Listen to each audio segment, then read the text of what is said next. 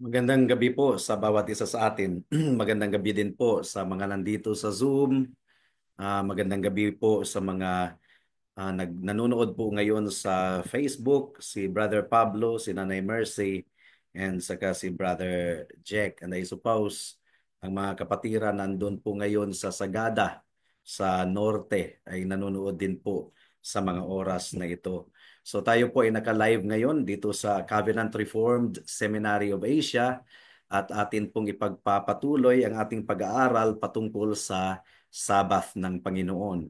Ang Christian Sabbath last night ay pinatunayan po natin that the first day of the week, the Christian Sabbath or the Lord's Day is now the Christian Sabbath at yun po ang counterpart ng Seventh Day Sabbath ng Lumang Tipan.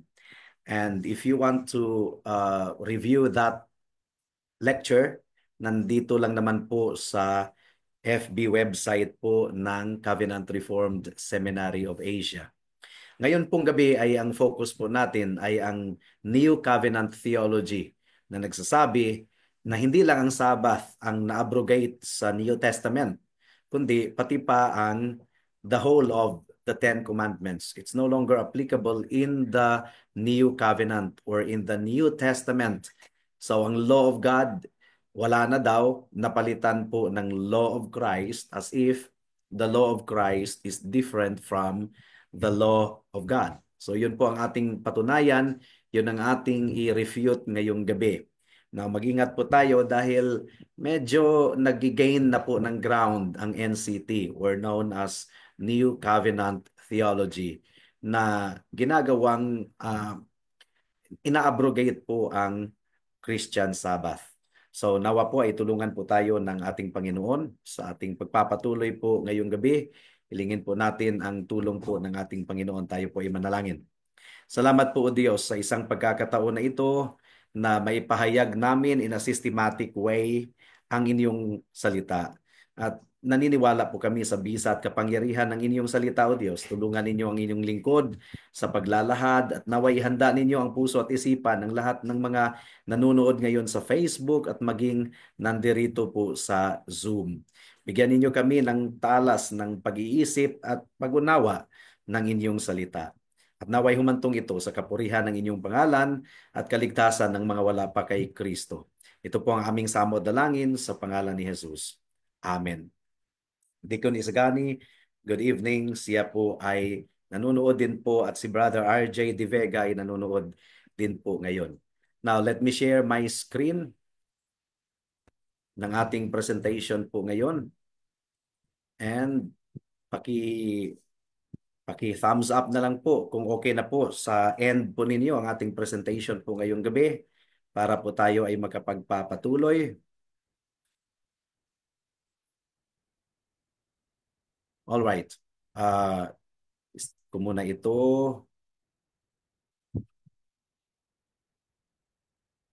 Dahil ang mga hahabol po sa Zoom, yeah, I already disabled the waiting room. Anyway, here it is.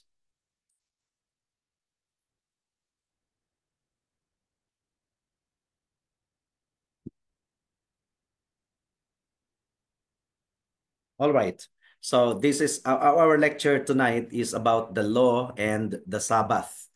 At tatlo po ang related issues po nito, ang theonomy, ang strict dispensationalism, at ang New Covenant Theology. Pero dito po tayo mag-focus ngayong gabi sa New Covenant Theology.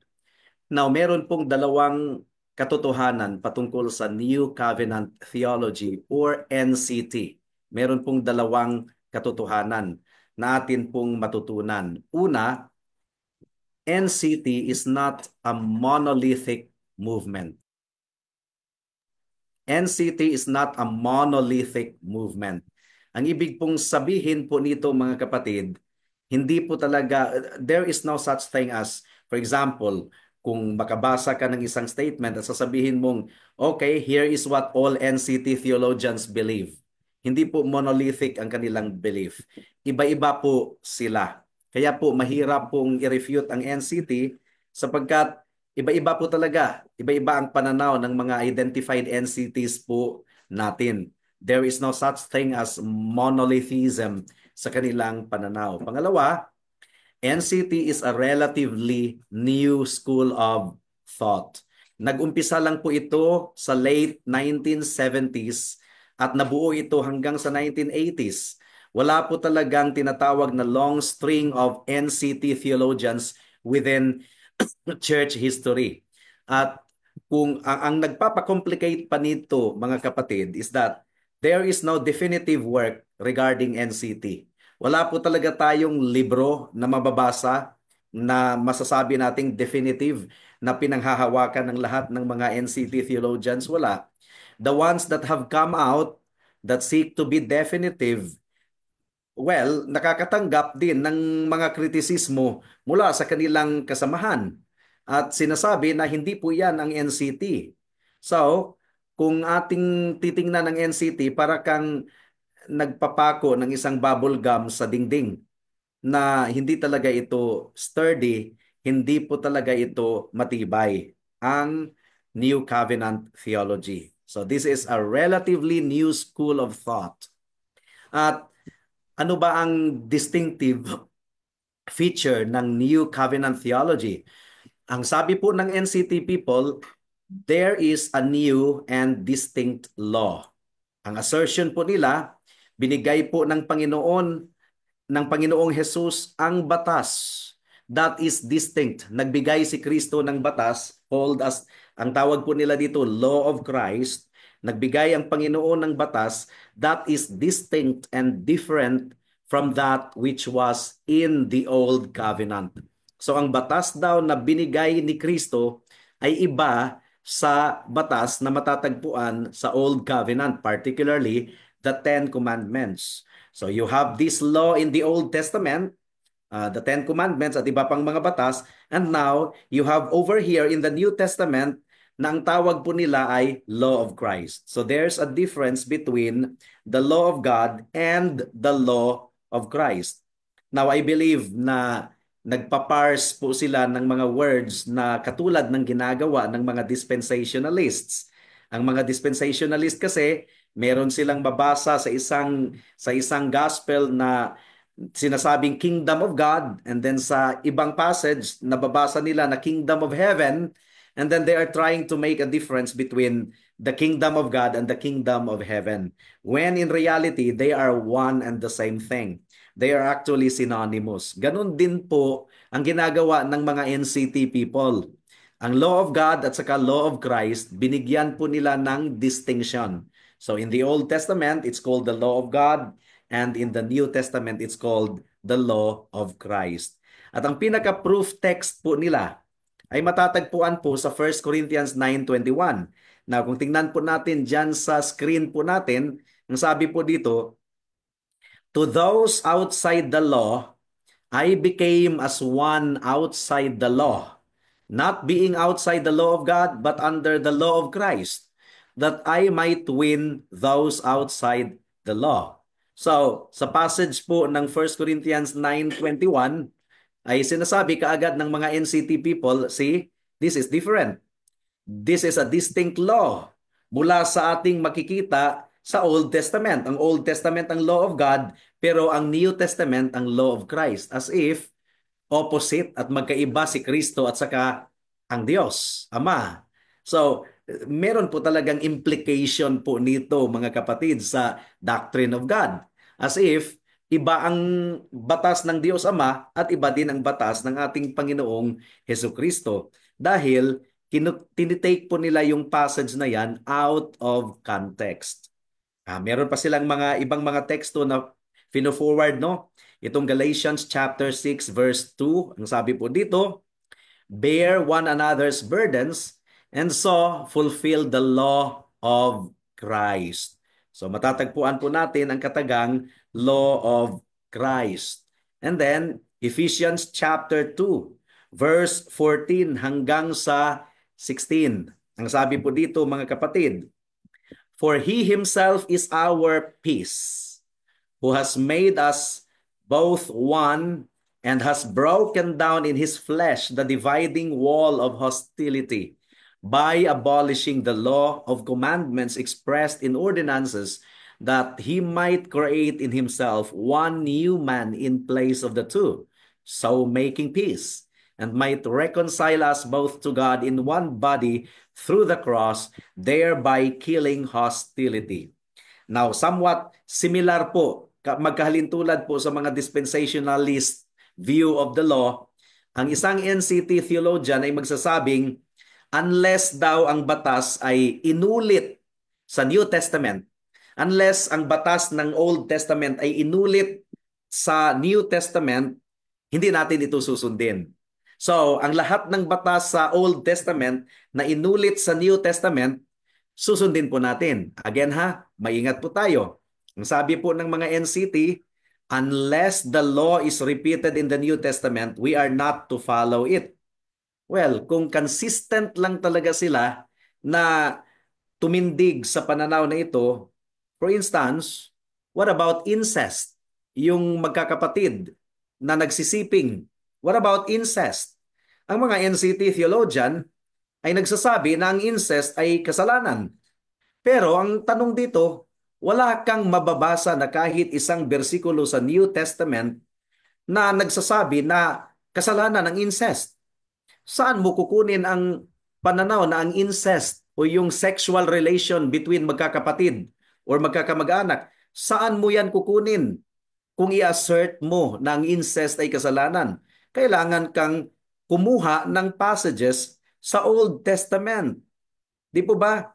As such, you have to use the Old Testament rightly and understand it. And even understand that New Testament Christians ay ginagamit din nila ang Old Testament. It wasn't as though they were sitting and waiting for someone to come and tell them kung ano ang law ng Old Testament na inuulit sa New Testament at yun lang ang kanilang susundin. Ay hindi po yan, mag-ingat po tayo. Now, meron pong dalawang areas of focus ng pag-aaral natin ng New Covenant Theology at papaano po natin ito i-refute. Una, the transcendence of the moral law. Hindi po sila naniniwala na ang moral law ay applicable sa ating panahon ngayon. Hindi sila naniniwala sa transcendence of the moral law. Ang ina-assert po ng mga NCT, ang moral law, ang Ten Commandments, sa Old Testament lang yun, sa Old Covenant lang yun. Sa New Covenant, we already have the law of Christ. And then, pangalawang focus po ng NCT theologians, ang Lord's Day, ang Christian Sabbath, yung 1 day out of 7, hindi na daw yan binding ngayon sa bagong tipan. Now, ating patunayan or napatunayan na po natin kagabi sa mga nandirito po ngayon na hindi po nakapakinig ng lecture kagabi, nandito lang naman po sa Covenant Reformed Seminary of Asia FB page. Ang ating lecture po kagabi, maaari po ninyong i-review. So, ang unang assertion po ng NCT theologians is that there is no transcendence of the moral law. Hindi daw transcendent ang moral law. Nagwakas na daw ang moral law. Nagwakas na. Hindi na ito applicable sa bagong tipan, according to NCT.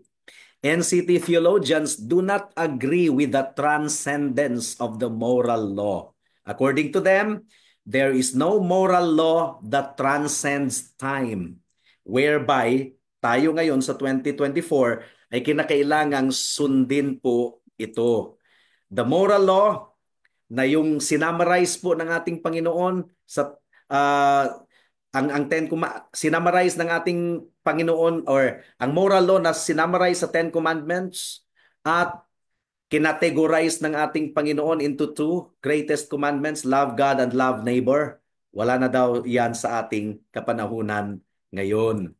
And then pangalawang assertion po ng NCT or New Covenant Theology, hindi na daw binding sa ating kapanahunan ngayon ang Lord's Day. Kasi nga ang proof text na kanilang tinitingnan or ina-assert at tinanong po ito kagabi ni Brother Val, ang sinabi po dyan sa Colossians chapter 2, verse 16 hanggang sa 18. Ang sabi po dito, therefore, let no one pass judgment on you in questions of food and drink, or with regard to a festival or a new moon or a Sabbath. Kasi may ibang translation na singular yan. Although tiningnan natin kagabi sa Greek language ay talagang plural. Pero sige, gamitin po natin ang translation na singular. Binanggit po dyan yung new moon or a Sabbath. Okay? Therefore, let no one pass judgment on you in questions of food and drink, or with regard to a festival or a new moon or a Sabbath. These are a shadow of the things to come, but the substance belongs to Christ. Let no one disqualify you, insisting on asceticism and worship of angels, going on in detail about visions puffed up without reason by his sensuous mind. Now, meron pong pinost si Deacon Jeff ngayon na basic tenets ng NCT. But then, talagang pinaninindigan pa rin po natin na hindi po monolithic talaga ang tenets ng NCT. Because one NCT may refute a particular version of NCT as proposed by other theologians. Wala po talaga silang monolithic na view. Okay, so pansinin po natin ang sinabi po dyan, new moon or a Sabbath. Diba? Verse 16, therefore, let no one pass judgment on you in questions of food and drink, or with regard to a festival or a new moon or a Sabbath. Now, saan po natin matatagpuan ang new moon or a Sabbath phraseology? Ang mga passages na ganito ay kailangan pong unawain po natin within their context. Context po ang number one rule of exegesis. Number two rule, context pa rin. Number three rule, context pa rin. When we talk about these things, kung pag-usapan po natin ang mga bagay na shadows of the things to come, diba? Ang sabi po dito, new moon or a Sabbath, these are shadows of the things to come. Kung pag-usapan po natin yung shadows of the things to come, generally speaking, we are talking about the ceremonial law. Ang pinag-uusapan po natin ay ang ceremonial law. And by the way, ang NCT, wala po silang distinction between the moral law, ceremonial law, and judicial law. Pero ngayon, patutunayan po talaga natin na meron pong distinction. So, generally, pag sinasabing shadows of the things to come, we are talking about the ceremonial law.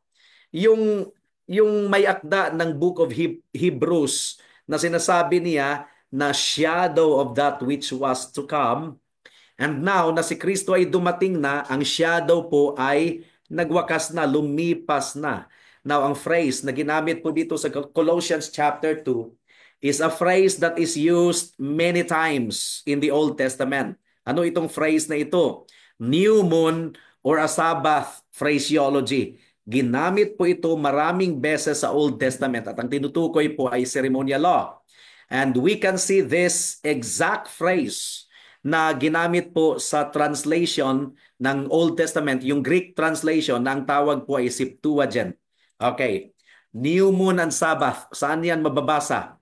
Ang sabi po sa 2 Chronicles chapter 2 verse 4. Ang sabi dito, behold, I am about to build a house for the name of the Lord my God, and dedicate it to him for the burning of incense of sweet spices before him, and for the regular arrangement of the showbread, and for burnt offerings morning and evening, on the Sabbaths and the new moons, and the appointed feasts of the Lord our God, as ordained forever for Israel. Again, kinumbine po ang Sabbaths at saka new moons to refer to ceremonial law. 2 Chronicles chapter 31 verse 3.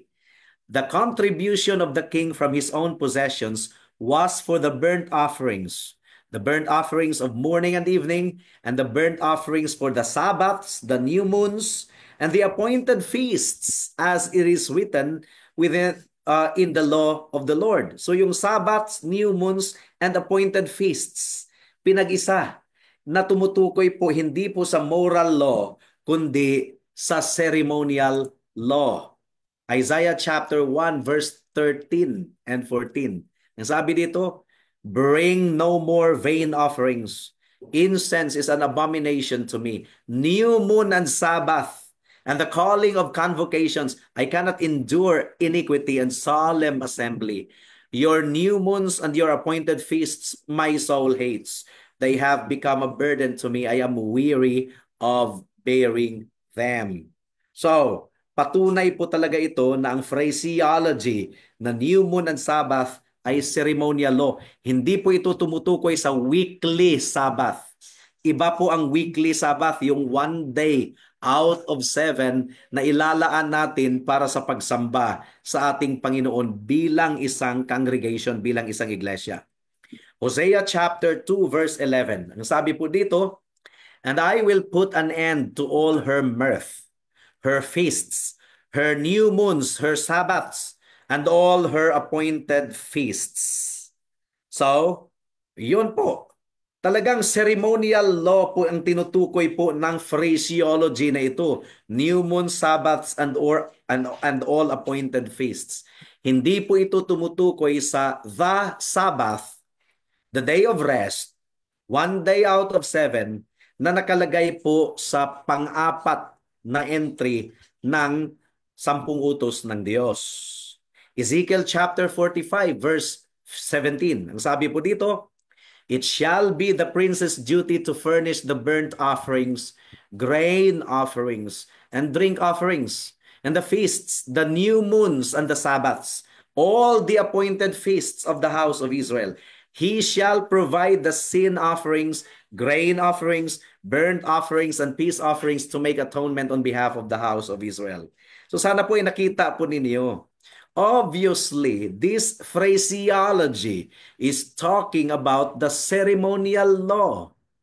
Hindi po ito tumutukoy sa weekly Sabbath na pang-apat na utos sa 10 Commandments, 1 day out of 7 na tayo ay magtitipon bilang isang congregation to worship God. This is talking about ceremonial law, festivals, feasts. So, and that is what Paul is pointing to in Colossians chapter 2 verse 16 hanggang sa 18. Hindi po nag-a-argue si Apostle Paul na walang basis na tayo sa Lord's Day in the 4th commandment, and that the 4th commandment ay hindi na binding sa ating panahon ngayon.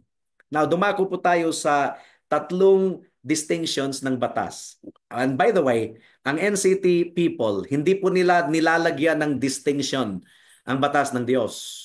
Isa lang para sa kanila, ang moral law, ang ceremonial law, at ang judicial law. Isa lang yan daw para sa kanila, law of God. Wala daw distinction. Kung meron mang NCT dito na nagbibigay ng distinction, pakitimbre po kami because I do not want to misrepresent you. But as far as my study is concerned, as of this time, the NCT people do not really make these distinctions of the law of God. So, tayo ay naunawaan natin clearly ang tatlong distinctions ng batas ng Diyos. Una ay ang moral law. Ang moral law po, mga kapatid, it transcends time. Ibig sabihin, hindi po ito limited by time. Adam was bound to keep the moral law of God. Tayo ngayon sa 2024, we are still bound to keep the moral law of God. Hindi po yung binigay ng Panginoon ang 2 tablets of stone sa Mount Sinai, and then na-realize po ng mga Israelites, okay, I'm not supposed to steal sa Old Covenant, but now, pwede na akong magnakaw. Hindi na ako bound na hindi magnakaw. But prior to me getting these tablets, it would have been perfectly fine nung hindi ko pa natanggap ang tablets na ito. Pero ngayon na natanggap ko na ang tablet ng Ten Commandments sa Mount Sinai, hindi na ako pwedeng magnakaw. And then, sa panahon sa New Covenant, pwede nang magnakaw ulit. No, ang moral law po, mga kapatid, it really transcends time. Adam was bound to keep the moral law, and we are still bound to keep the moral law. Now, pangalawa is ang ceremonial law. Saan natin mababasa ang ceremonial law?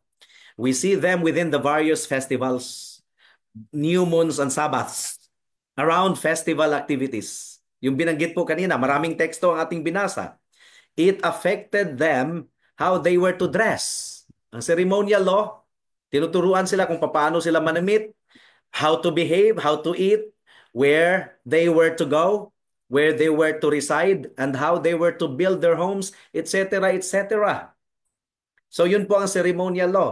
Now, pagdating naman sa judicial law, yung batas panlipunan sa bayan ng Israel, tinuturo po ng judicial law how they were to be ordered within society. Paano po magkaroon ng kaayusan sa kanilang lipunan. Ang judicial law, by the way, ay practical application ng moral law upang sila ay magabayan, ang mga Israelites, kung paano nila ituring ang kanilang kapwa mga Israelita, mga kababayan.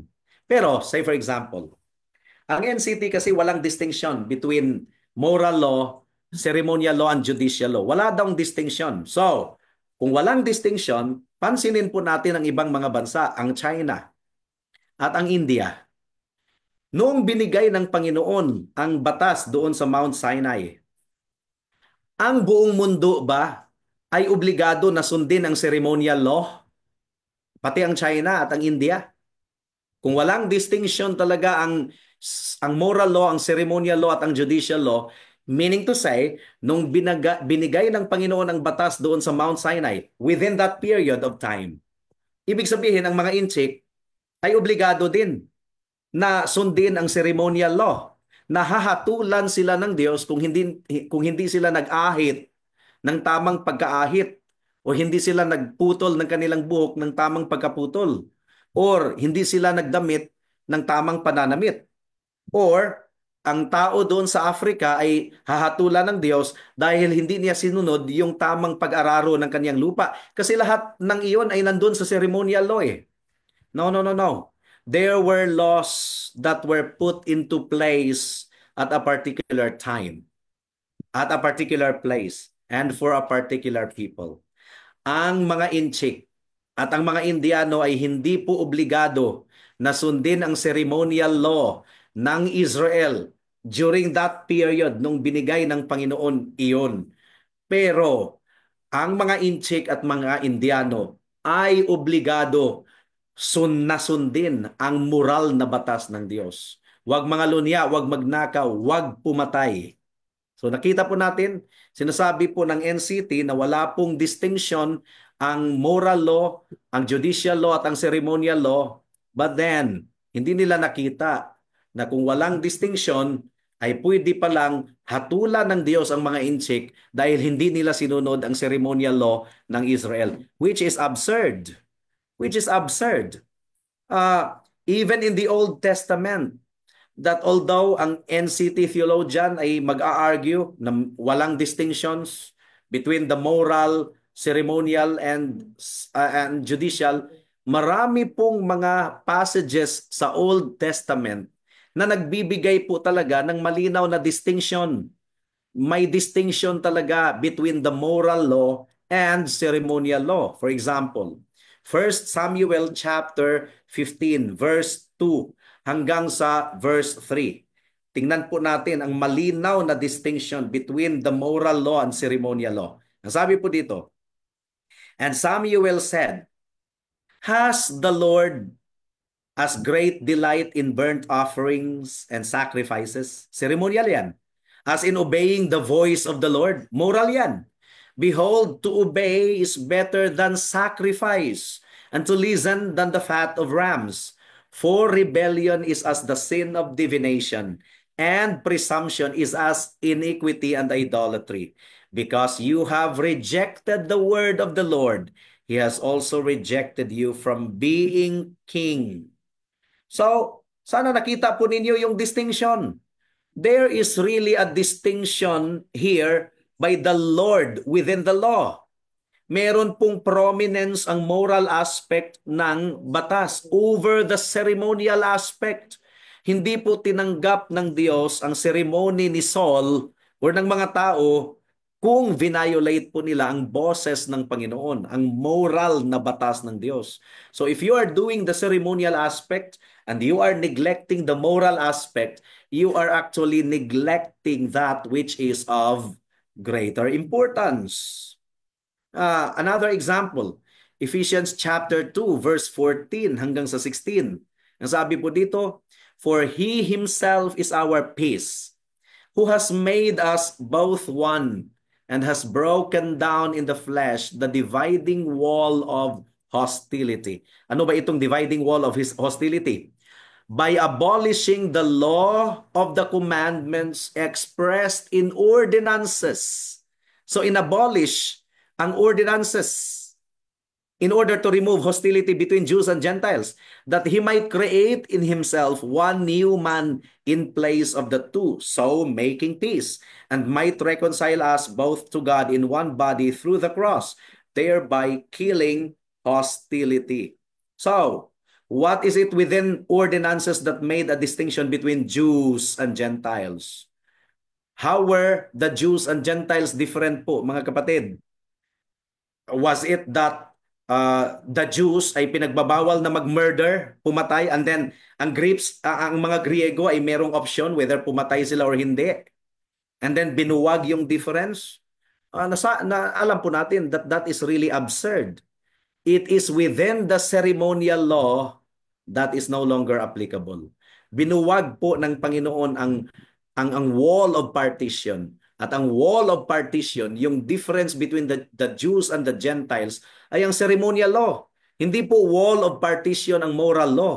Kasi ang pagpatay ay parihong ipinagbabawal sa mga Hudyo at parihong ipinagbabawal sa mga Hintil. So, the moral law is not the middle wall of partition na naghiwalay sa mga Hudyo at mga Hintil. It's really the ceremonial law. At yun po ang binuwag po ng ating Panginoon. Okay, so aralin po natin yung saklaw ng batas ng Diyos. Kailan po nag-umpisa ang batas ng Diyos? Kailan nag-umpisa ang Ten Commandments particularly? The laws that existed before Sinai, in Sinai, and in the New Covenant. Titingnan po natin ito. Titingnan talaga natin. Ang Ten Commandments ba nag-exist bago pa ang Mount Sinai, bago pa ibinigay ang Ten Commandments kay Moses? Nag-exist ba ito in Sinai at nag-exist ba ito in the New Covenant sa ating panahon ngayon? Laws that exist only for a particular time. Meron pong mga batas na nag-exist only for a particular time. Laws that exist for a particular people, sa mga Hudyo lang, in a particular place at a particular period. Now, bago natin sagutin yan, pansinin po muna natin ang distinctions ng batas ng Diyos sa bagong tipan. Yung moral, ceremonial, and judicial. Even in the Old Testament, that although an NCT theologian will argue na wala pong distinctions, there are numerous times na ang distinction ay ginagawa sa New Testament din. For example, Matthew chapter 22, verse 34 hanggang sa 40. Ang sabi po dito, "But when the Pharisees heard that he had silenced the Sadducees, they gathered together. And one of them, a lawyer, asked him a question to test him. 'Teacher, which is the great commandment in the law?' And he said to them, 'You shall love the Lord your God with all your heart and with all your soul and with all your mind. This is the great and first commandment. And the second is like it. You shall love your neighbor as yourself. On these two commandments depend all the law and the prophets." Ano ang ginagawa ng ating Panginoong Hesukristo dito? Inunpack po ng ating Panginoon ang summary ng moral law. At itong mga utos na ito na sinabi po ng ating Panginoon are something that all people everywhere are commanded to do. Ito yung mga ways na kailangang tayo ay kumilos at mamuhay sa harapan ng Diyos at sa harapan ng ating kapwa-tao. This is how we were designed. We were created to live consistently with the moral law of God. Ang ating problema is that we don't obey the law of God. Romans chapter 13 verse 8 to 10. Okay? Pansinin po natin ang turo ni Apostle Paul, present po ang Ten Commandments dyan. Sabi po ni Paul sa Romans 13, 8 to 10, owe no one anything except to love each other. For the one who loves another has fulfilled the law. Anong law? For the commandments, you shall not commit adultery. That's 7th commandment. You shall not murder, 6th commandment. You shall not steal, 8th commandment yan. You shall not covet, pang-sampung utos. And any other commandment are summed up in this word, you shall love your neighbor as yourself. Love does no wrong to a neighbor. Therefore, love is the fulfilling of the law. So, nung sinabi po ni Apostle Paul, does it seem that Paul is using any particular laws to make this argument? Meron pa bang ibang law si Christ? Wala na po. Ten Commandments talaga ang tinutukoy dyan. You see this clearly coming from the Ten Commandments. And specifically sa pangalawang tablet ng batas ng Diyos. Kung paano natin ituring ang isa't isa. O ngayon, si James na naman ulit. If you really fulfill the royal law according to the scripture, you shall love your neighbor as yourself. You are doing well. But if you show partiality, you are committing sin and are convicted by the law as transgressors. For whoever keeps the whole law but fails in one point has become guilty of all of it. For he who said, do not commit adultery. Oh, di ba? Pangpito yan. Also said, do not murder. Pang-anim. If you do not commit adultery but do murder, you have become a transgressor of the law. So speak and so act as those who are to be judged under the law of liberty. For judgment is without mercy to one who has shown no mercy. Mercy triumphs over judgment. So meron pa bang ibang law na tinutukoy si James dyan? Wala na. Ten Commandments talaga ang tinutukoy dyan. Ito po oh. Ito po, 1 Timothy chapter 1 verse 8 to 10. Precisely how do you validate obedience without rules? O, di ba? Paano i-validate ang obedience kung walang law? Ang problema kasi sa NCT theology, yung New Covenant theology, they put a distinction, they make a distinction between the law of God and the law of Christ, as if Christ is different from God. As if ang Diyos Ama ay merong ibang set of rules and then si Kristo ay merong another set of rules. So that is a blow to the doctrine of the Trinity altogether. 'Di ba? Ang sabi po ng 1 Timothy chapter 1 verse 8 to 11. Ang sabi dito, now we know that the law is good if one uses it lawfully. Understanding this, that the law is not laid down for the just, but for the lawless and disobedient, for the ungodly and sinners, for the unholy and profane, for those who strike their fathers and mothers. Ito ay 5th commandment. For murderers, 6th commandment. The sexually immoral men who practice homosexuality, 7th commandment. Enslavers, di ba ang mga enslavers, ninakaw nila yung tatay, hinuli nila at ibinenta doon sa Europe. Ang mga enslavers, that this is a violation of the 8th commandment, you shall not steal. Liars, this is a violation of the 9th commandment. Perjurers, this is 10th commandment, yung covetousness ito eh. And whatever else is contrary to sound doctrine, in accordance with the gospel of the glory of the blessed God, with which I have been entrusted. So, Paul is going through the entirety of the Ten Commandments here. I'm intrigued with the assertion of Romans 13. Ang assertion po ng Romans 13 ay Ten Commandments pa rin po. Binasa na po natin kanina, kung hindi po naabutan ng kapatid na ito, tinalakay na po natin ang Romans chapter 13 kanina. Ten Commandments talaga, entries ng Ten Commandments ang tinatalakay dito. So, I believe na talagang malinaw po sa verse 9. We see Paul hitting on the first, The second, di ba sa verse 9, Paul is hitting on the first, the second, and probably the third commandment, yung unholy and profane. Do not take the name of the Lord your God in vain. And then nire-reference po ng Septuagint, referencing those who violated the Sabbath. Di ba? Those who strike their father and mother, fifth commandment. Murderers, six, sexually immoral. Men who practice homosexuality, seventh commandment. Enslavers, eighth commandment. Liars, perjurers, nine. Whatever else is contrary to sound doctrine, that's tenth commandment.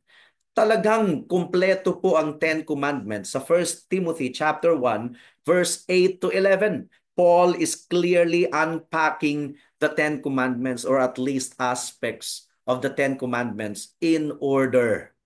Ang sabi po ng Romans chapter 3 verse 31, do we then overthrow the law by this faith? By no means. On the contrary, we uphold the law. So, there is the distinction. Paul is talking here about a law that we have to uphold, that we are to hold to, kahit sa ating kapanahunan sa New Covenant. Something that has not been done away with it. Diba? Hindi daw in-overthrow according to Romans 3:31. And to say that what Paul is talking about has been done away with would be inconsistent with what he's talking about. Diba? Kung sasabihin natin ang Ten Commandments ay na-overthrow now, ay talagang inconsistent yan. We are going to read in the book of Hebrews. Yung mga NCT, they talk about something that has passed away. Pero ang argument po dito, you have laws that are transcendent, ang Ten Commandments, and you have laws that are for a particular time. May mga batas na sa kanila lang talaga, and for a particular people and for a particular place. Hebrews chapter 8 verse 1 hanggang sa 7. Ang sabi po dito mga kapatid, mga kaibigan, Hebrews chapter 8 verse 1 hanggang sa 7. Ang sabi po dito, now the point in what we are saying is this: we have such a high priest, one who is seated at the right hand of the throne of the majesty in heaven, a minister in the holy places, in the true tent that the Lord set up, not man. For every high priest is appointed to offer gifts and sacrifices. Thus, it is necessary for this priest also to have something to offer. Okay, dugtong pa sa verse 4. Now, if he were on earth, he would not be a priest to all, since there are priests who offer gifts according to the law. They serve a copy and shadow of the heavenly things. For when Moses was about to erect the tent, he was instructed by God, saying, see that you make everything according to the pattern that was shown you in the mountain.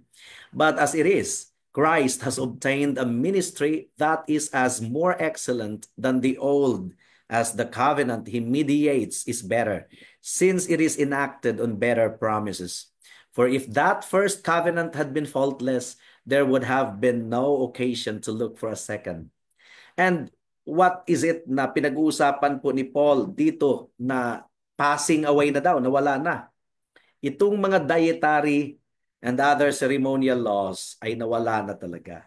Sapagkat ang substance po na sinisimbolize po ng mga dietary rules and ceremonial laws ay dumating na ang ating Panginoong Hesukristo. Na-accomplish na po ang purpose ng mga yun. Wala na pong pinagsisilbihan ang mga ceremonial law at ang dietary law sa ating panahon ngayon. It is easy to see kung papaano ang ceremonial law ay lumipas na. Pero kung sasabihin natin na ang moral law, yung Ten Commandments ay lumipas na rin, passed away, that is really inconsistent with the grand story of the Scripture. Gaya ng pinakita natin kanina, maraming mga passages mula sa liham ni Apostle Paul.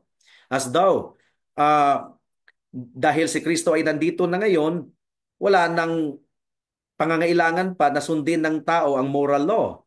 Or that there was one moral law prior to Sinai, and then iba naman ang moral law within Sinai, and then iba na naman ang moral law sa New Covenant. Ay kailangan po nating i-compare yan one by one. Ang Ten Commandments, i-compare po natin one by one.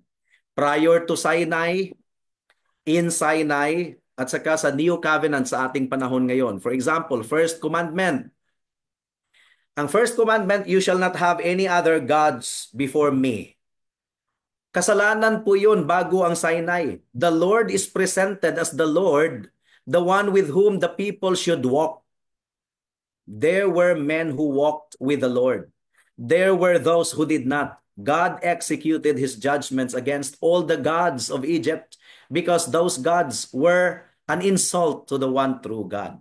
And then sa Mount Sinai, of course, yung first commandment, you shall have no other gods before me.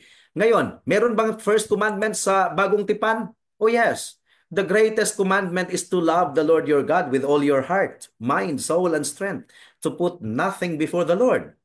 So, ang first commandment, nandoon na siya bago pa mag-Sinai, nasa Mount Sinai, nasa New Covenant. What about the second commandment? Do not make for yourself a graven image. Second commandment. The inhabitants of Canaan were charged with worshiping God in what that were sinful. Since they were offering up their children to Molech, he warns Israel not to be like those that had behaved this way and were judged in the land. This was pre-Sinai. These people were judged by God. Jacob tells his household to put away all foreign gods. He knew this without ever being given the second commandment on Mount Sinai yet. Pero alam po ni Jacob na kailangan talagang itapon yung mga Diyos-Diyosan. Sa Mount Sinai, we have the second commandment, do not make for yourself graven image. Pero sa New Covenant, malinaw na sinabi po sa John 4:24, 23 and 24, that we are to worship God in spirit and in truth, and not to worship God in idols. To worship God in spirit means not to worship God in idols. 'Di ba? Oh, ang third commandment. Nandyan ba ang third commandment bago ang Mount Sinai? Oh yes. One of Job's concerns for his children was that they had cursed God with their hearts. Di ba? Taking the name of the Lord, their God, in vain. That would have been to use the Lord's name in vain. Additionally, Israelites were not told to profane the name of the Lord as the Canaanites had done. And then doon po sa Mount Sinai, we have the third commandment given to the Israelites, do not take the name of the Lord your God in vain. And then, sa New Covenant po, nandyan pa rin po ang third commandment. Paul tells us to work in a way that does not defame the name of the Lord. Mahalaga po ang pangalan po ng ating Panginoon.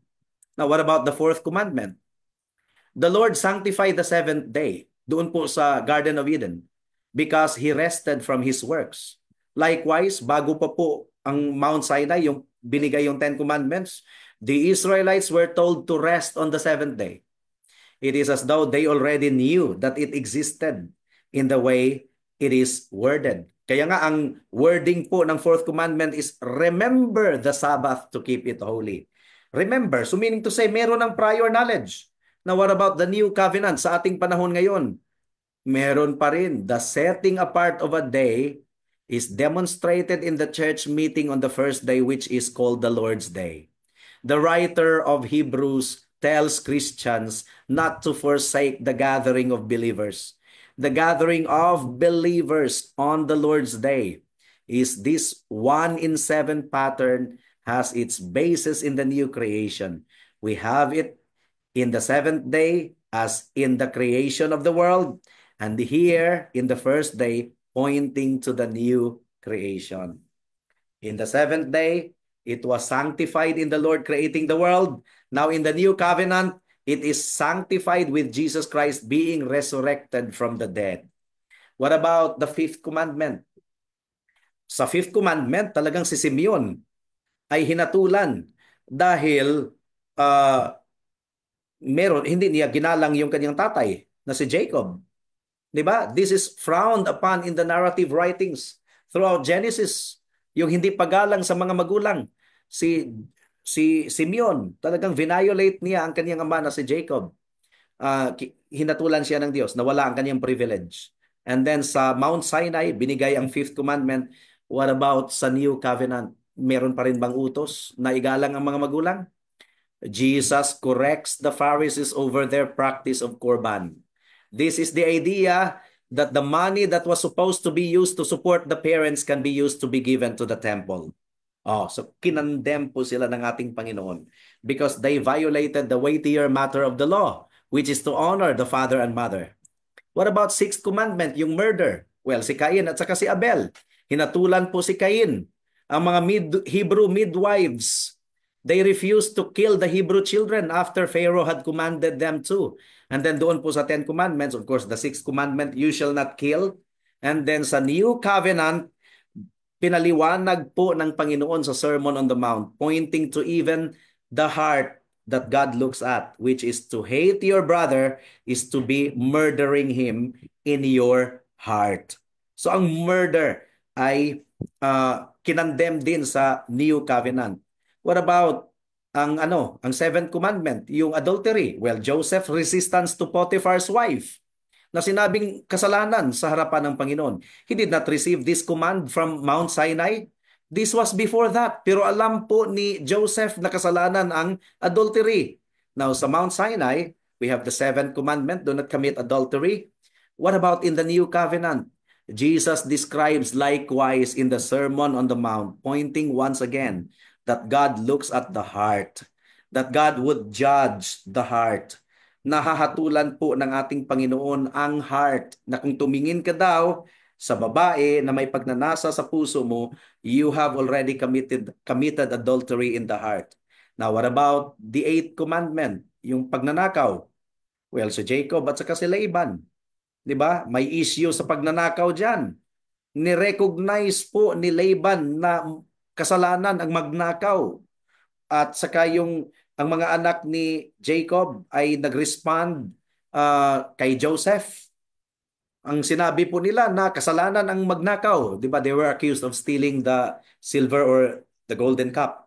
So ni-recognize nila na ang kasalanan ay kasalanan. At kung sino man ang nag-violate noon ay dapat siyang mamatay. Okay? And then sa Mount Sinai, of course, ang eighth commandment, sinabi, you shall not steal. What about in the New Covenant? In the Sermon on the Mount, we are to pay back those whom we owe. Huwag nating nakawin. We are not to show partiality. If you owe someone, you should pay that person back. Because if you do not pay that person back, ninanakawan mo siya. Ninth commandment, yung pagsisinungaling. Doon po sa garden. Di ba ang ahas ay sinumpa ng Diyos dahil nagsinungaling siya kay Eve at saka kay Adam. And then, dineclare po ng ating Panginoon that the devil is the father of lies. Now, in Mount Sinai, sa Ten Commandment, of course, the Ninth Commandment, you shall not bear false witness. Now, what about in the New Covenant sa ating panahon ngayon? Oh, Jesus calls us in the Sermon on the Mount to let our yes be yes and our no be no. Na hindi tayo magsisinungaling. Di ba? Now, what about the 10th commandment? Si Eve, nagkasala siya dahil tiningnan po niya yung prutas at nagkavet po siya. Ninasa po niya. And then sa 10th commandment, of course, you shall not covet. What about in the New Covenant? The heart is the primary ways which a man is defiled. That is covetousness. Now, so napatunayan po natin na ang 10 utos ay equally binding sa Old Covenant at saka sa New Covenant. Prior to Sinai, in Sinai, and in the New Covenant. Transcendent po ang 10 Commandments. Hindi po natin masasabi yan sa ceremonial law at saka sa judicial law. Ngayon, pansinin po natin ang Sabbath at dito po tayo magwawakas kasi napaka-unique po ang Sabbath eh. Kasi ito po talagang pinag-iinitan ng maraming mga tao, yung Sabbath.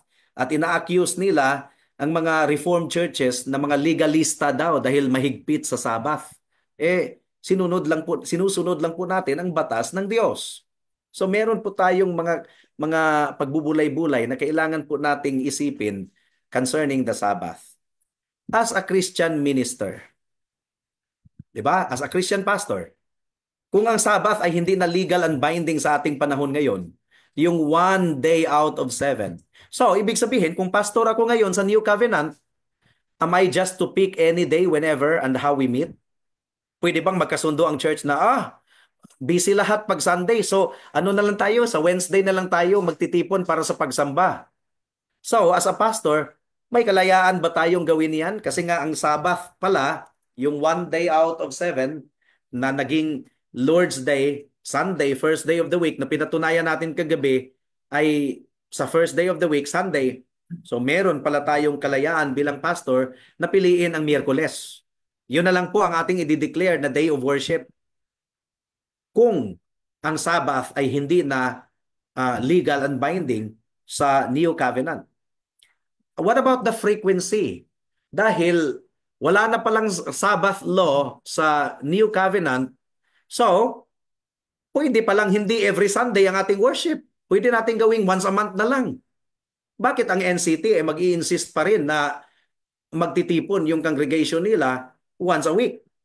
Eh, di ba ang Sabbath ay wala na? So pwede pala na ang frequency ay gawin na lang nating once in every 2 months or once in every 6 months.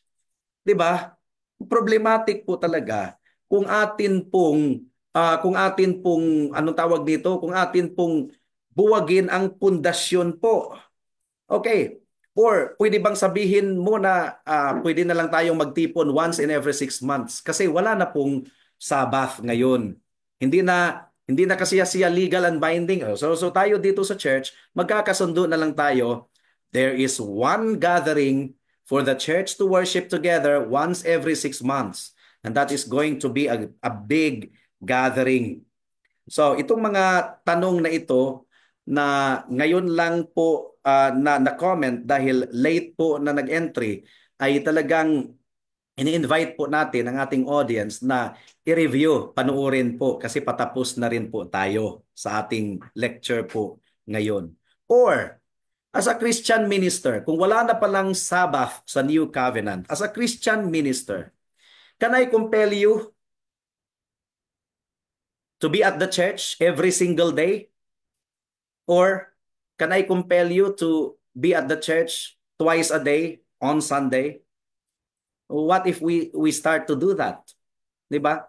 If we don't have a basis and the foundation whereby meron tayong understanding that is a 1 in 7 frequency, na meron tayong pundasyon upon Jesus Christ, na siya po ay nabuhay muli on the first day, that we gather on the first day, why is it that any of us could be held accountable for not gathering? Could any of us be held accountable for not gathering? So, meron po tayong compelling evaluations. NCT theologians, for the most part, they also gather on the first day of the week. Now, I still have to see an NCT theologian na magsasabing, ay, optional naman ang Sabbath hindi naman ito legal and binding sa ating panahon ngayon. Hindi sa Wednesday na lang tayo mag-gather. But NCT theologians for the most part gather on the first day of the week, every week. Not once a month, not once in every 6 months, but every week. They also expect their people to be there on the first day of the week. They expect them to fellowship with the people on that day. But they have destroyed the foundation upon which that sets. Now, there is really a danger when you begin to mess around with the foundational aspect of theology. There can be consequences. Maaaring hindi po natin makikita ito sa ating generation ngayon, but it may come within the next. And we are dealing with something very foundational here, the basis of which is destroyed in the New Covenant Theology or NCT. And you do have some NCT theologians na nagsasabi talaga na, well, we can just meet on Saturday. It's whatever happens to be. Dahil po, nilagay po nila ang Lord's Day, ang gathering, ang Sabbath, nilagay nila as Christian liberty or hindi na talaga legal and binding in the New Covenant. So it's really inconsistent. Why do they expect their people to be present every Sunday when Sabbath is no longer legal and binding? Ang sabi po ng Romans chapter 2 verse 14 and 16, for when Gentiles who do not have the law by nature do what the law requires, They are a law to themselves, even though they do not have the law. They show that the work of the law is written on their hearts, while their conscience also bears witness, and their conflicting thoughts accuse or even excuse them. On that day, when according to my gospel, God judges the secrets of men by Christ Jesus. Ang batas po ay nagsisilbi bilang perfect rule of righteousness after the fall. Now, si Pablo po ba in this context of Romans chapter 2 verse 14 hanggang sa 16 ay nangungusap patungkol sa mga Gentiles who follow the dietary restrictions of the Jewish people by instinct sa kanilang puso, na sumusunod sila sa dress codes ng Jewish people, kung walang distinction between the moral law, the ceremonial law, and the judicial law, who followed the ways in which they were called to build their houses and to inhabit a region in the ways in which the Jewish people were called. Yun ba ang tinutukoy sa konteksto ng Romans chapter 2 verse 14 to 16?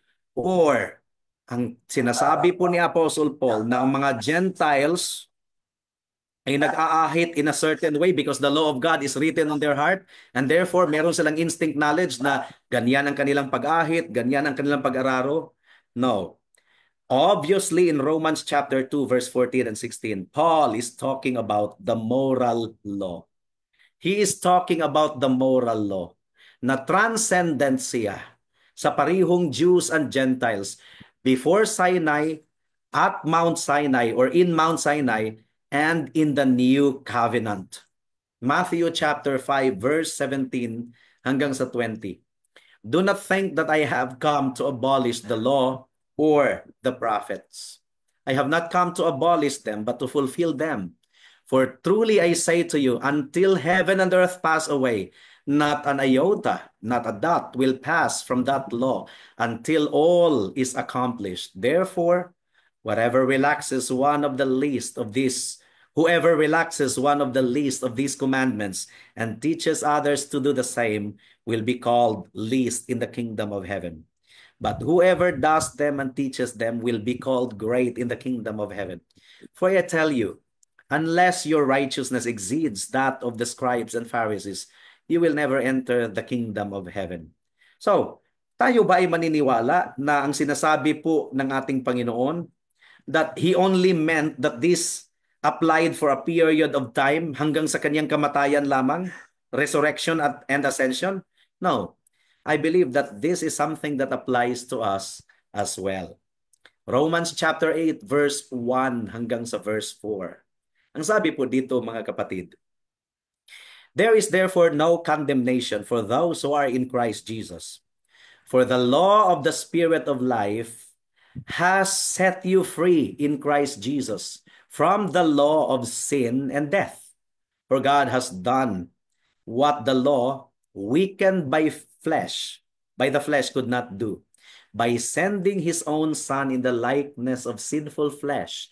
And for sin, He condemned sin in the flesh, in order that the righteous requirement of the law might be fulfilled in us, who walk not according to the flesh, but according to the Spirit. Ano ang righteous requirement ng batas ng Diyos? It's the moral law. And it is that which was violated by Adam. Ito po yung kung saan tayo po ay mananagot sa harap ng Diyos. It is that for which Christ died for us. Ano ba ang na-accomplish ng ating Panginoong Hesukristo para sa atin? If there isn't a transcendent moral law, then what is it that humanity is going to be judged for breaking? Kasi kung meron pong judgment, ibig sabihin, meron pong batas na violate. So kung wala na palang law, kung wala nang moral law of God, ano ba ang i-judge? And what is it that Christ accomplished on our behalf? What was His active obedience that He accomplished that we were not able to do for ourselves? Now, meron pong dalawang facets ng justification. Pag ikaw ay justified, para bang hindi ka nagkasala. It is just as if I had never sinned. And then, it is just as if I had always done everything correctly. We had this active obedience of Christ. Now, are we to believe na noong sinabi po ng ating Panginoon ito, He only applied the ceremonial law. No, no, no, no. This is really the moral law of God. So ang conclusion po natin dito, NCT's approach to the law comprises justification. They build on a foundation of compromises rather. NCT's approach to the law compromises justification. They build on a foundation of sand. It compromises the work that Christ accomplished on our behalf. So hanggang dito lamang po tayo at salamat po sa pakikinig.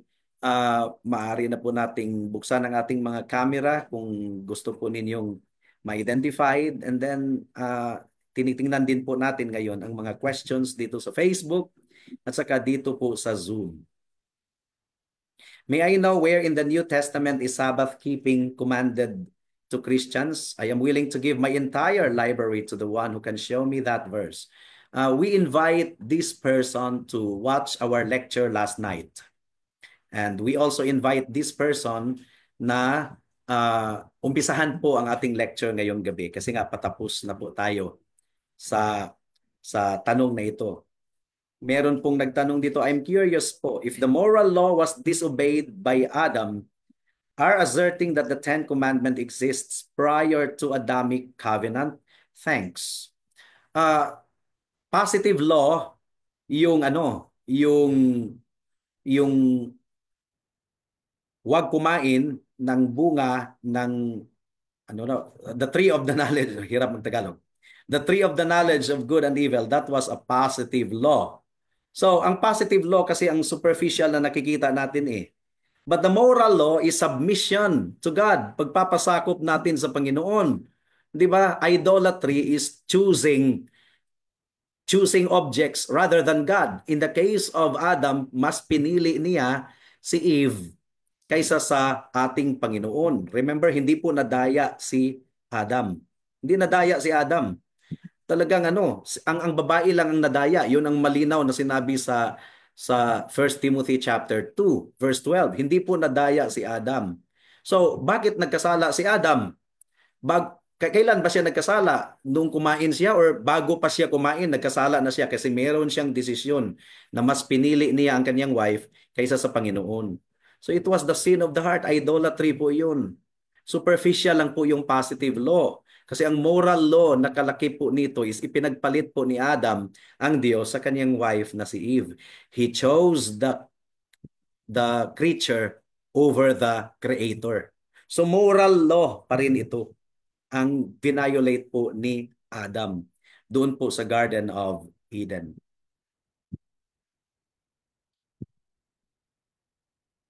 Pastor, may I ask yung what did Adam violate na moral law in relation with choosing Eve over the Yeah. Lord? The idolatry. He chose the creature over the creator. Rebellious. Uh, Nagrebel talaga siya. Di ba? Honor your father and mother. God is more than a father. Di ba? God was Adam's father. And he did not honor the father. Di ba? I think by listening to Eve, parang mas pinakinggan niya si Eve Hmm.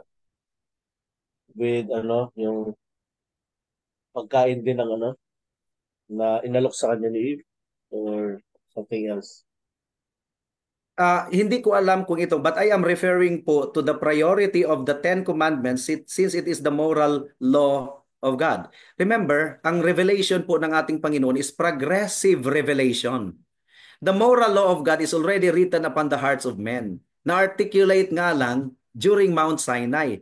Pero kung naabutan po nitong nagtanong po na kaibigan natin, ang ating comparison, yung table kanina prior to Mount Sinai, in Mount Sinai and New Covenant, nasasagot sana, hindi na sana niya ito itinatanong na tanong. So, talagang ini-invite po natin itong kaibigan nating ito na i-review po ang ating lecture ngayong gabi. Kasi we really have spent considerable time to make those comparisons. 10 po iyon.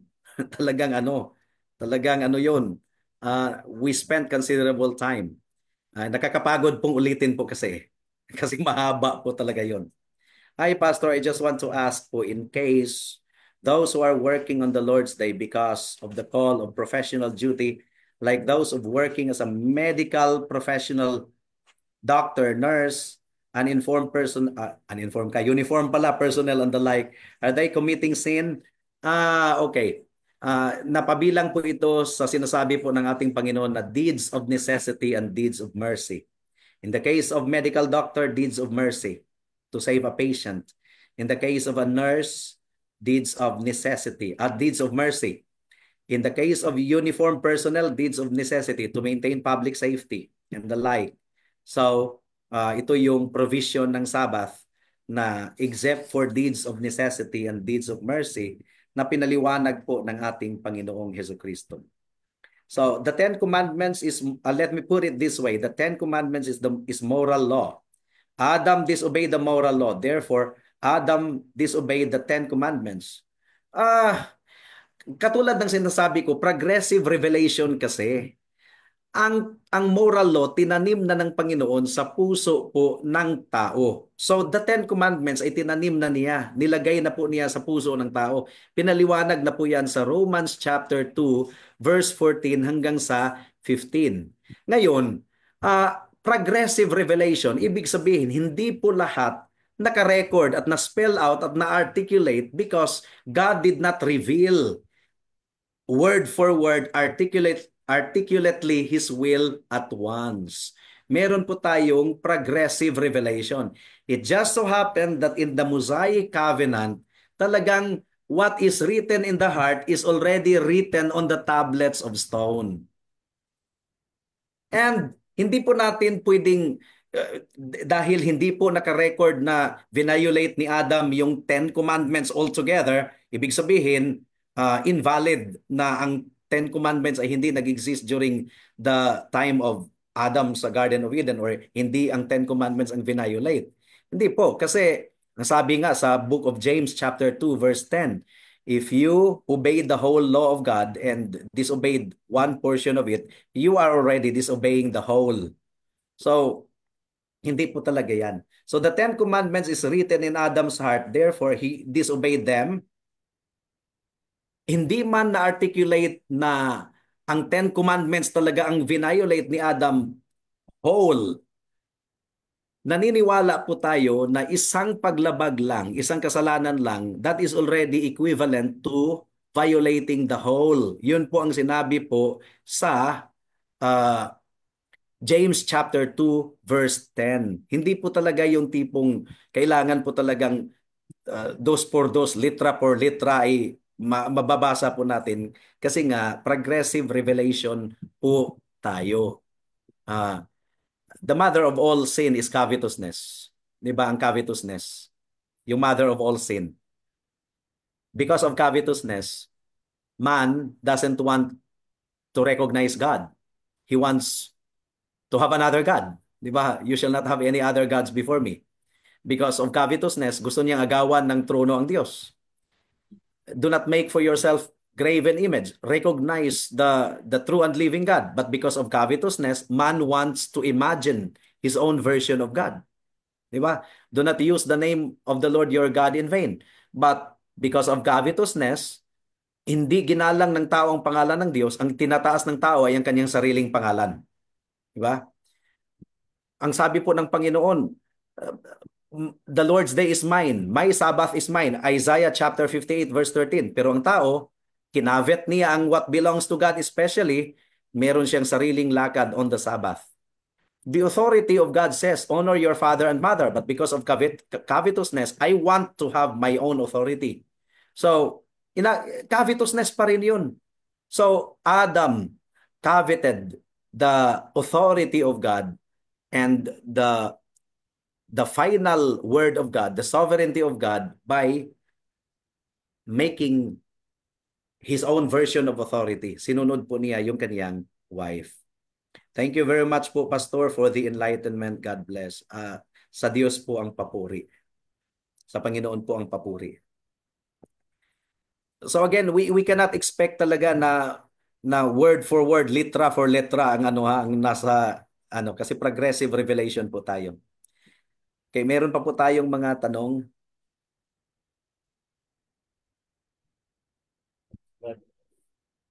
Malinaw, Pastor. Good evening, Pastor. What is the difference from Christian Sabbath and Creation Sabbath? Lecture po ito kagabi. So sana po ay ano, dito po sa Covenant Reformed Seminary of Asia na page, lecture po 'yon kagabi. 'Yon po ang tinalakay po talaga natin kagabi. The creation Sabbath, of course, the seventh day, it went back to the creation of God. Yung Lord's Day, yung new creation with Christ. Na ng Panginoon ay nagpahinga sa lahat ng kanyang mga labors to usher the new creation in Christ.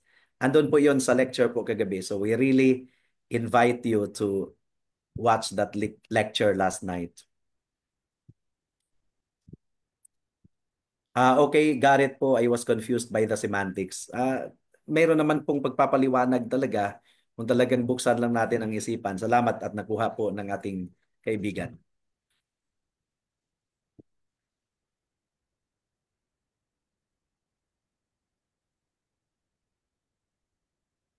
Si Marlon Ruth. Okay. So, paki-ano po, nandito po sa CRSA FB page, yung kasagutan po ng tanong po ninyo. Talagang ano, mahaba kasi ang paliwanag eh. Mahaba na nga talaga ang lecture po natin ngayong gabi.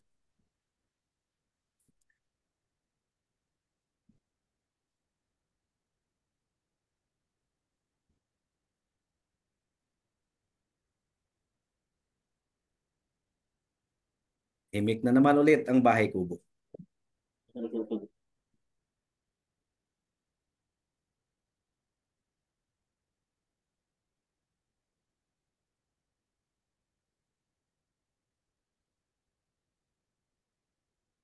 Okay, kayo dito sa Zoom, meron po ba kayong mga katanungan?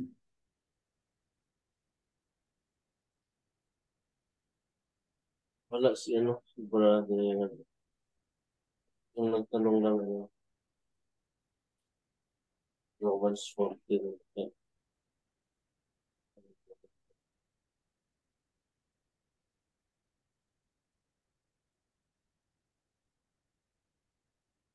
Okay, so kung wala na pong katanungan, salamat po sa pag-join ng ating lecture and magre-resume po tayo sa ating bibliology lecture sa ngayong susunod na linggo. Sa Friday wala po muna tayo kasi meron pong finance meeting po ang ating iglesia sa Friday. So ang ating modular class ay magpapatuloy po ngayong Tuesday ng gabi. So open TMC pa rin po ang ating bibliology class. Meaning to say, binuksan po natin ito kahit sa mga hindi po enrolled dito sa Covenant Reformed Seminary of Asia. So from time to time ay nagbibigay naman po talaga tayo ng mga open theological modular courses po. Tayo po ay manalangin.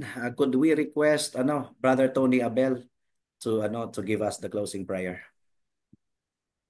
Sige po, tayo po ay manalangin. Kami po ay nagpapasalamat o Diyos sapagkat sa katakilaan mo sa buhay ng bawat isa sa amin. Ang kaalaman, Panginoon, na naibahagi sa aming kalagitnaan ngayong gabi naway magsilbing tanglaw sa aming pamumuhay, Panginoon, higit lalo pa sa aming pananampalataya. Diyos naming makapangyarihan sa lahat, ang dalangin po namin sa pangalan ni Jesus, ng lahat ng natutunan namin ngayong gabi ay magkaroon ng kalinawan sa mga bagay na pananampalataya na amin pong niyayakap, Panginoon. Hindi man kami naging dogmatic sa ganitong katuruan, Panginoon, subalit naging binuksan naman po ninyo ang aming pangunawa at nang sa gayon, O Diyos, ay mapalago pa ang aming kaalaman. Ang dalangin po namin sa naghayag ng iyong salita ay more revelations that comes from you, from the Bible, Lord God. Hayaan nyo nga po, O Diyos, na wisdom and upon wisdom, Lord, ay may pagkaloob sa Kanya upang maituro Panginoon, ang iyong salita sa aming kalagitnaan na nagmumula lamang sa iyo sa pamamagitan at gabay ng banal na Espiritu Santo. Naway sumakanya, Panginoon, at saan man mapadpad, Panginoon, si Pastor Jeremiah, Panginoon, ay magamit mo alinsunod lamang, Panginoon, sa iyong ikaluluwalhati at ikarangal ng iyong pangalan. Salamat ng marami. Pagpalain po ninyo si Pastor Jeremiah kasama ang kanyang pamilya at ang kanyang asawa, O Diyos. At nang sa gayon, yung testimonya, Panginoon, sa kanilang buhay ay makita at malathala sa karamihan, higit lalo pa, Panginoon, sa mga taong nakapaligid sa kanila. Sa inyo po ang papuri, kaluwalhatian at karangalan sa pangalan ng Jesus. Amen. Amen. Magandang gabi po sa bawat isa sa atin. Thank you so much for joining. Mayang gabi, Brian. Magandang gabi May po. gabi po, Pastor. Salamat. Grace,